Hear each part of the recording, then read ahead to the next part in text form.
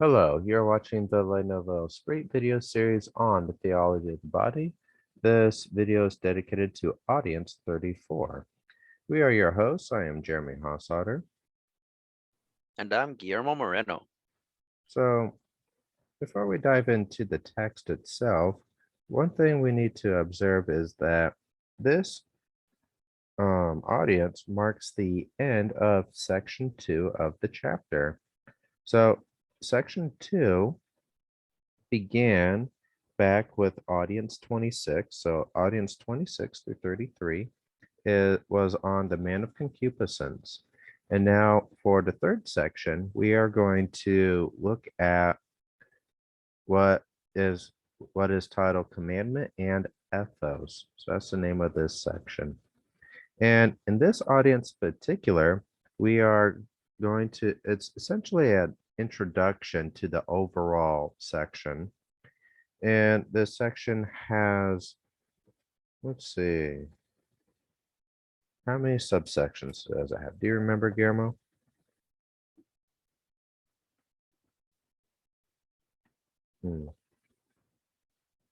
Sounds like we lost Guillermo. Okay, it has 3 I'm subsections. sorry. I didn't realize I was muted. I was muted. I'm very sorry. Oh, that's funny. I said that no, I do not. Okay, yeah, I just looked up. So this My bad. section, yeah, thank you, Guillermo. This section, commandment and ethos, has 3 subsections. The first subsection begins with audience 35. So audience 34 here is strictly kind of an introduction to the entire next set of audiences. With that, we will dive into it now. So the hardness of heart. So we got a typo here. Matt. It should be Matt, not Matt. So Matthew 5, chapter 5, verse 28 discusses the adultery of heart that is linked with, and this is linked with Matthew chapter 19, verse 8, when Christ talks about the hardness of heart.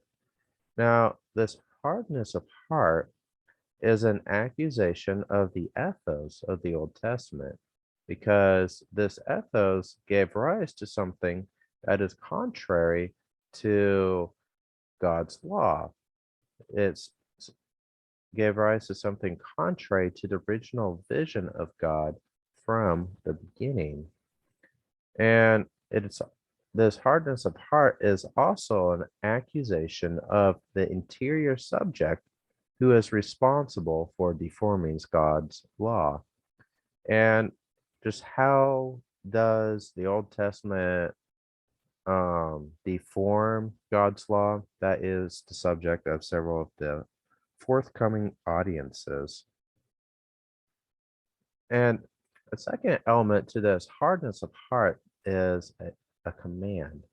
So the Sermon on the Mount proclaimed a new ethos, the ethos of the gospel.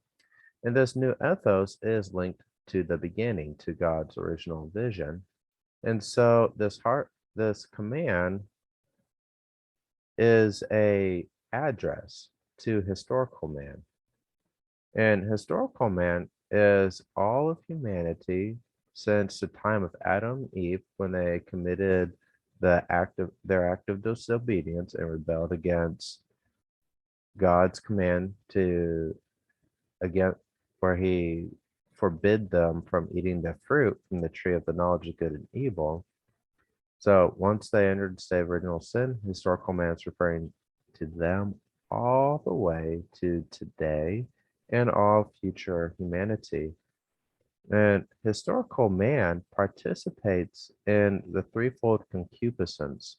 What we mean by the threefold concupiscence is from 1 John chapter 2, where in St. John describes the concupiscence of the flesh, the concupiscence of the eyes, and the pride of life. This is the threefold concupiscence that JPII is referring to.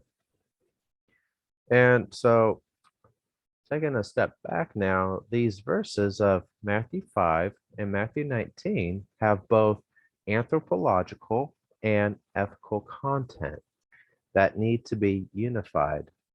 They are spoken by Christ with a realism about the condition of the heart after the introduction of concupiscence.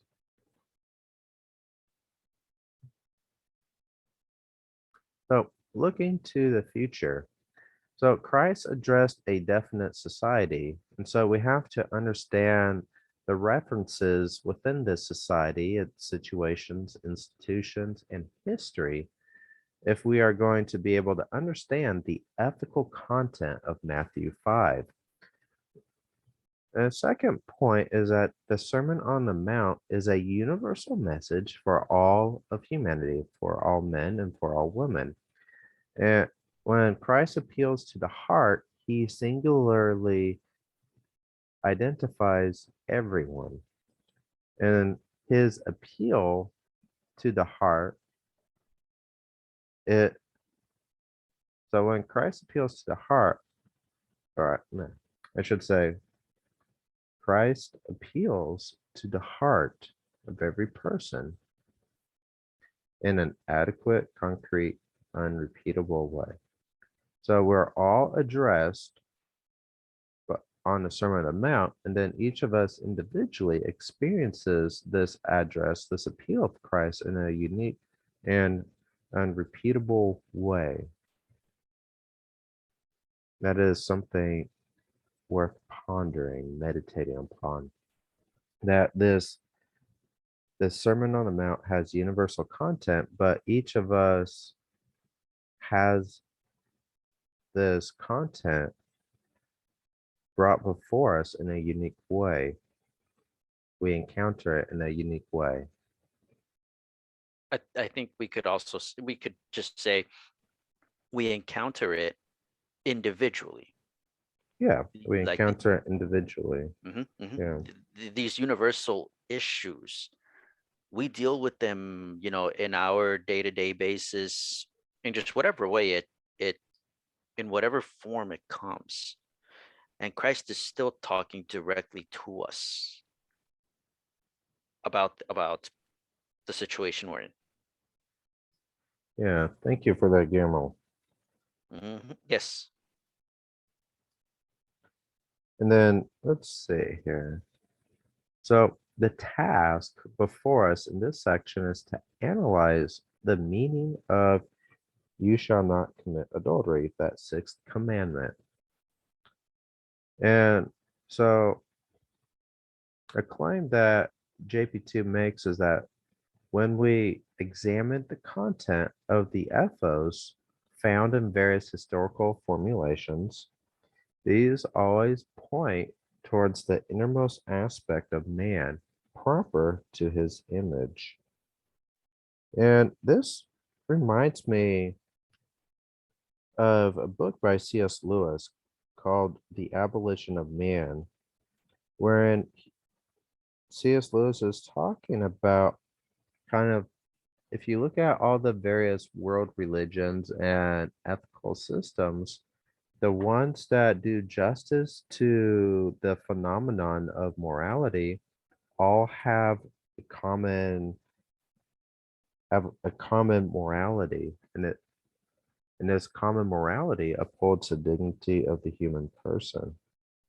So you do have this kind of interesting observation even prior to JP2 in this book of C.S. Lewis.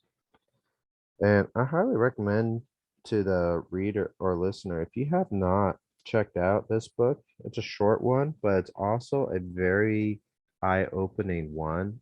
It's very, it's a very powerful book on describing objective morality and the flaws of relativism. And it's interesting since C.S. Lewis is calling out these currents of thought long before our time, and yet they're still prevalent today. Do you remember off the top of your head when Lewis was around? I don't remember exactly. Okay. What do you say? World War II? He was certainly around in the 30s and 40s. Okay. In fact, I'm just gonna look this up real quick. See here. Part of the See. no, part Go of the ahead. reason why I bring this up is because himself, and I'm currently reading a book called Philosophy of Religion by Archbishop Fulton Sheen, and he's calling out relativism way before it actually comes. But they see it coming. You see these holy men of God just seeing the troubles of our times more specifically. They see them coming. They see the storm coming, and they're calling it out in their time. Yeah. No, that's a great point, Guillermo. Mhm. Let's see And here. and the text I'm reading by Archbishop Fulton Sheen, let me see, it was written in the 40s, Yeah, late 40s, if I'm not mistaken. I got the dates for C.S. Lewis. He was born November 29th, 1898, and he died Oh, okay. November 22nd, 1963. Oh, So there we go.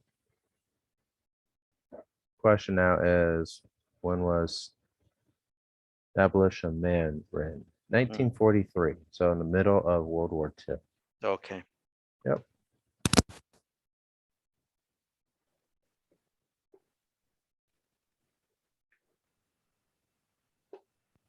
All right. Did you have anything else to add, Guillermo? Nope. All right. In that case, we will move on.